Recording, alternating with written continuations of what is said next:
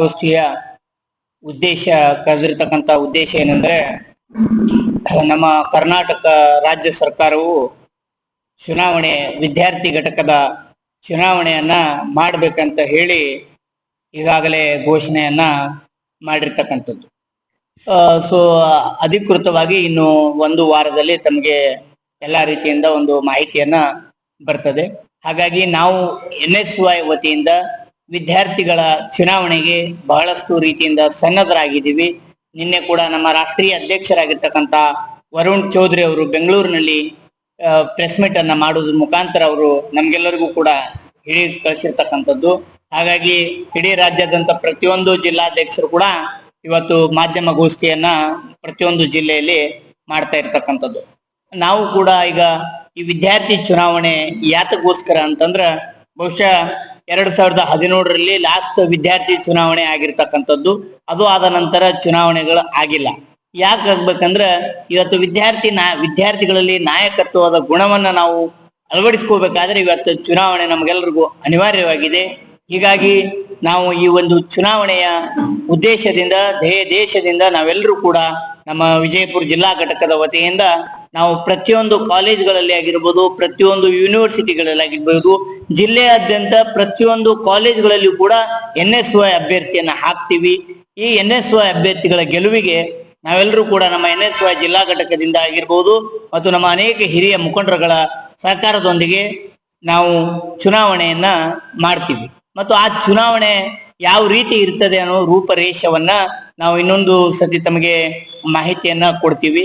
ರೂಪರೇಷೆಗಳ ಬಗ್ಗೆ ಪ್ರತಿಯೊಂದು ಯೂನಿವರ್ಸಿಟಿಗಳಲ್ಲಿ ನಮ್ಮಲ್ಲಿ 2 ಯೂನಿವರ್ಸಿಟಿ ಇದಾವೆ, ಅಕ್ಕಮಹಾದೇವಿ ಮಹಿಳಾ ಯೂನಿವರ್ಸಿಟಿ ಮತ್ತು ಅಗ್ರಿಕಲ್ಚರ್ ಯೂನಿವರ್ಸಿಟಿ. ಆ ಎಲ್ಲ 2 ಯೂನಿವರ್ಸಿಟಿ ಮತ್ತು ಪ್ರತಿಯೊಂದು ಕಾಲೇಜ್ಗಳಿಗೂ ಕೂಡ NSY ಅಭ್ಯರ್ಥಿಯನ್ನ ಹಾಕ್ತಕ್ಕಂತ ಕೆಲಸ ನಾವು ಮಾಡ್ತಾ ಇದ್ದೀವಿ. NSY ಅಭ್ಯರ್ಥಿಗಳ ಗೆಲುವಿಗೆ ನಾವು ಕೂಡ ಶ್ರಮ ವಹಿಸ್ತೀವಿ.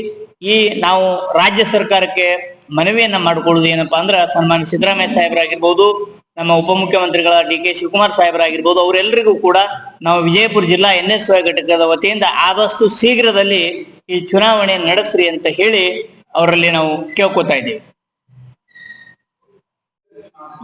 NSY ಚುನಾವಣೆಯನ್ನು ಅದು ಆಮೇಲೆ ಡಿಸೈಡ್ ಆಗುತ್ತಾ, ಬಟ್ ಈಗ ಸರ್ಕಾರದ ಹಂತದಲ್ಲಿ ಇರ್ತಕ್ಕಂಥದ್ದು 2017ರಲ್ಲಿ ABP, NSY, DVP, SFS ಎಲ್ಲ ಚುನಾವಣೆ ನಡೆಸಿದ್ರು.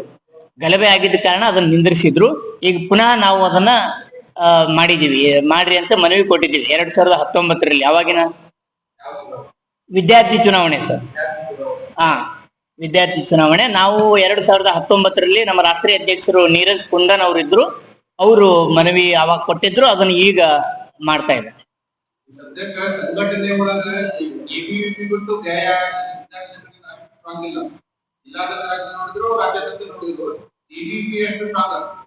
ನಾವೆಲ್ಲರೂ ಕೂಡ ಜನಕ್ಕೆ ಕರೆದಿದ್ದೀವಿ.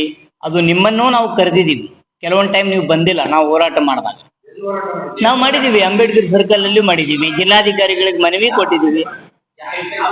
ಯಾವ ಹುಡುಗರು ಬಸ್ ಪಾಸಿಗೆ ಮಾಡಿದೀವಿ, ಅವ್ರ ಸ್ಕಾಲರ್ಶಿಪ್ ಪಾಸ್ ಮಾಡಿದೀವಿ. ಮೊನ್ನೆ ಯೂನಿವರ್ಸಿಟಿಯಲ್ಲಿ ಫೀಸ್ಗೋಸ್ಕರ ನಾವು ಅದನ್ನ ಕಡಿತ ಮಾಡ್ಬೇಕಂತ ಮಾಡಿದೀವಿ. SC/ST ವಿದ್ಯಾರ್ಥಿಗಳಿಗೆ ಸರ್ಕಾರದಿಂದ ನಾವು ಮನವಿ ಕೊಟ್ಟಿದ್ದೀವಿ.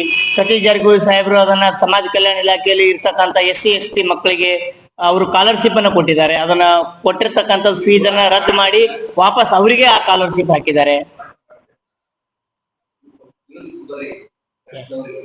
ಹೇಳಿದ ಹಾಗೆ ಭಾರತ ರಾಷ್ಟ್ರೀಯ ವಿದ್ಯಾರ್ಥಿ ಒಕ್ಕೂಟದ ಚುನಾವಣೆ ಬಗ್ಗೆ ಇಷ್ಟೊತ್ತನ ಅವ್ರು ಮಾತಾಡಿದ್ರು. ಚುನಾವಣೆ ವಿದ್ಯಾರ್ಥಿಗಳಲ್ಲಿ ಯಾಕೆ ಮಾಡ್ಬೇಕಂದ್ರ, ವಿದ್ಯಾರ್ಥಿಗಳಲ್ಲಿ ಒಂದು ನಾಯಕತ್ವದ ಗುಣವನ್ನು ಹೊಂದಬೇಕಾಗಿ ಪ್ರತಿಯೊಂದು ಕಾಲೇಜ್ಗಳಲ್ಲಿ ಆಯ್ತು, ಈಗ ಸಿಕ್ಕಾಪಟ್ಟೆ ಅಂತರೂ ಈ ವರ್ಷ ಆಯ್ತು, ಮೊದಲ ವರ್ಷನೂ ಬಹಳಷ್ಟು ನಮ್ಮ ವಿಜಯಪುರದಲ್ಲಿ ಸಿಕ್ಕಾಪಟ್ಟೆ ಸಮಸ್ಯೆಗಳಿದ್ದು, ಕಾಲೇಜಲ್ಲಿ ಯಾರು ಒಬ್ರು ಯಾವ ಸಂಘಟನೆದಲ್ಲಿನೂ ಇಲ್ಲ, ಯಾವ ವಿದ್ಯಾರ್ಥಿ ಘಟಕದಲ್ಲಿನೂ ಇಲ್ಲ. ಅದಕ್ಕ ನಮ್ಮ ಸಿದ್ದರಾಮಯ್ಯ ಸಾಹೇಬ್ರು ಮೊನ್ನೆ ಪತ್ರಿಕಾಗೋಷ್ಠಿಯಲ್ಲಿ ಹೇಳಿದಾರ, ಪ್ರತಿಯೊಂದು ಕಾಲೇಜಿನಲ್ಲಿ ವಿದ್ಯಾರ್ಥಿ ಚುನಾವಣೆ ನಡೆಸಿ ಅಲ್ಲಿ ಒಬ್ರು ಅಧ್ಯಕ್ಷನ್ನು ಮಾಡಿದರೆ ಸ್ವಲ್ಪ ಕಾಲೇಜ್ಗ ಬಹಳ ಸಹಾಯ ಆಗ್ತದೆ ಅಂತ ಹೇಳಿ ಚುನಾವಣೆ ಮಾಡ್ಬೇಕಂತ ಹೇಳಿ ನಮ್ಮ ಸಿದ್ದರಾಮಯ್ಯ ಸಾಹೇಬರು, ಮೊನ್ನೆ DK ಶಿವಕುಮಾರ್ ಸಾಹೇಬರು ಎಲ್ಲಾರು ಹೇಳಿದ್ದಾರೆ. ನಮ್ಮ ಜಿಲ್ಲೆಯಲ್ಲಿ 2 ವರ್ಷಗಳಿಂದ SSLC ಹಾಗೂ PUC ಫಲಿತಾಂಶ ಕರ್ನಾಟಕದಲ್ಲಿ ಎಲ್ಲಾ ಜಿಲ್ಲೆಗಳಿಗಿಂತಲೂ ನಮ್ಮ ಜಿಲ್ಲೆ ಶಿಕ್ಷಣಗಳಲ್ಲಿ ಬಹಳ ವಿಫಲ ಆಗೈತಿ.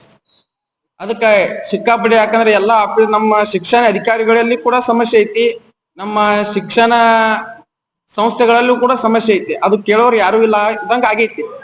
ಇಷ್ಟೊತ್ತನ ಅಂದ್ರು ಪ್ರತಿಭಟನೆ ಮಾಡಿಲ್ಲ ಮತ್ತ ಹೋರಾಟ ಮಾಡಿಲ್ಲ ಅಂತಂದ್ರು. ನಾವಾದ್ರೂ ಹೋರಾಟ ಮಾಡಿದೇವಿ, ಪ್ರತಿಭಟನೆನೂ ಮಾಡಿದೀನಿ. ನಿಮ್ಮ ಒಬ್ರು ಅಗಳ ಇದ್ರು ನಮ್ಮ ನ್ಯೂಸ್ 11 ಚಾನಲ್ದವ್ರು, ಈ 2 ತಿಂಗಳಿಂದಾನೇ ನಾನು ಪ್ರತಿಭಟನೆ ಮಾಡಿದ್ದೀನಿ. ಅವ್ರ ಚಾನಲ್ ಅಲ್ಲಿ ಕೂಡ ಅದಾವ. ಯಾಕಂದ್ರ ಅವು ಪ್ರತಿಭಟನೆ ನಾವು ಯಾರನ್ನೂ ಪ್ರೆಸ್ ಮೀಟ್ ನಮ್ಗೆ ಗೊತ್ತಿದ್ದಿಲ್ಲ, ನಾವ್ ಯಾರನ್ನೂ ಕರೆದಿಲ್ಲ. ಫಸ್ಟ್ ಆಫ್ ಆಲ್ ಹೇಳ್ಬೇಕಂದ್ರ ವಿದ್ಯಾರ್ಥಿಗಳು ನಮ್ದು ಹೆಂಗೈತಿ ಅಂದ್ರ ಪ್ರತಿಯೊಂದು ಕಾಲೇಜ್ ನಾವು ವಿಸಿಟು ಮಾಡಿದೇವಿ, ಪ್ರತಿಯೊಂದು ಕಾಲೇಜಲ್ಲಿ ಪ್ರೋಗ್ರಾಮ್ಸ್ ಮಾಡಿದ್ದೇವೆ. ಆ ಕಾಲೇಜಲ್ಲಿ ವಿದ್ಯಾರ್ಥಿಗಳ ಸಮಸ್ಯೆಗಳು ಕೇಳಿದ್ದೇವೆ. ಕೇಳಿ ಅದು ಅಧಿಕಾರಿಗಳ ಸಂಬಂಧಪಟ್ಟಂತ ಅಧಿಕಾರಿಗಳು ಇಮಿಡಿಯೇಟ್ಲಿ ಅವ್ರ ಮುಂದೆ ಸ್ಪೀಕರ್ ಇಟ್ಟು ಕಾಲ್ ಮಾಡಿ ತಿಳಿಸಿದ್ದೇವೆ. ಅವು ಕೆಲಸ ಆಗಿದಾವೆ, ಆದ್ರೆ ನಾವು ಪ್ರತಿಭಟನೆ ಮಾಡೋ ಅವಶ್ಯಕತೆ ಇಲ್ಲ. ಯಾಕಂದ್ರೆ ಕೆಲಸ ಆದ್ಬೇಕು, ಪ್ರತಿಭಟನೆ ಮಾಡೋ ಅವಶ್ಯಕತೆ ಇಲ್ಲ. ಯಾಕಂದ್ರ ಬಸ್ ಪಾಸ್ ಅಂತೂ ಅವ್ರು ಕೊಡ್ತಾ ಇದಾರೆ. ಯಾಕಂದ್ರೆ ಕರ್ನಾಟಕ ನಮ್ಕಿಂತಲೂ ಹೆಚ್ಚು ಅವ್ರಿಗೆ ಸ್ವಲ್ಪ ಒತ್ತಡ ಐತಿ, ಪಾಸ್ ಕೊಡ್ಬೇಕು ಎಲ್ಲ ಮಾಡ್ಬೇಕಂತ ಅವ್ರಿಗೆ ಅಧಿಕಾರಿಗಳನ್ನು ಐತಿ.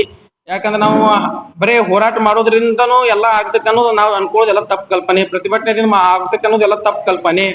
ಯಾಕಂದ್ರೆ ನಾವು ಅಧಿಕಾರಿಗಳಲ್ಲಿ ಕೂಡ ರಿಕ್ವೆಸ್ಟ್ ಮಾಡಿ ನಾವೆಲ್ಲಾ ಹುಡುಗರ ಸಮಸ್ಯೆಗಳನ್ನು ಇಮಿಡಿಯೇಟ್ಲಿ ಅವ್ರ ಕಾಲ್ ಮುಖಾಂತರ ನಾವು ಮಾತಾಡಿರ್ತೀವಿ, ಸಮಸ್ಯೆ ಬಗೆಹರಿಸಿರ್ತೇವೆ.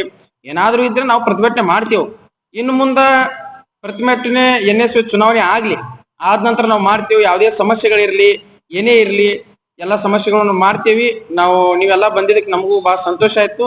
ತುಂಬ ಹೃದಯದ ಧನ್ಯವಾದ. NSU ಹಿರಿಯ ಮುಖಂಡರು, ನಮ್ಮ NSU ನಲ್ಲಿ ಪ್ರಧಾನ ಕಾರ್ಯದರ್ಶಿ ಹುದ್ದೆಯಿಂದ ಇಲ್ಲಿವರೆಗೂ ಬಂದಿರ್ತಕ್ಕಂಥ ನಮ್ಮ ಚಾನ್ಸ್ ಆಫ್ ಸರ್ ಒಂಚೂರು ಮಾತಾಡ್ತಾರೆ.